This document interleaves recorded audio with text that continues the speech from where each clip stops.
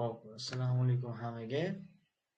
Ingliz tili o'rganayotganda yokida maxsus qanaqadir exam, IELTSmi misol yoki TOEFLmi shunga o'xshash narsalarga tayyorgarlik ko'rayotganda o'rganilishi kerak bo'lgan, umuman olganda universal bo'lgan ko'pchilikga tushib ketadigan collocationlar o'rganib qo'yish kerak. Misol uchun bugun ikkitasini ko'ramiz. Make a concerted effort bilan gain a competitive edge degan ikkita collocationni ko'ramiz. Bular juda zo'r. Bugun faqat shu ikkalasini ko'ramiz. Xo'p, birinchisi o'zbekcha ma'nosi nima? Katta sa'y-harakat qilmoq degan ma'noni beradi.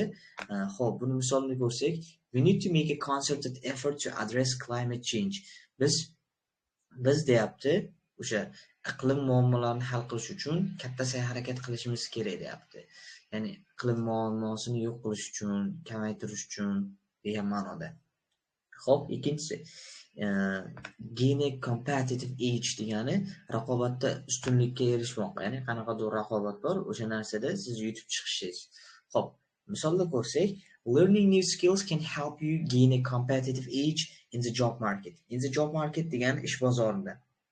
Xo'p, yangi skilllarni, ya'ni yangi qobiliyatlarni o'rganish sizga ish bozorida ustunlik berishi mumkin. Ya'ni ustunlikka erishishingizga imkon aytish mumkin deymizmi yoki ustunlikka erishishingiz mumkin deymizmi?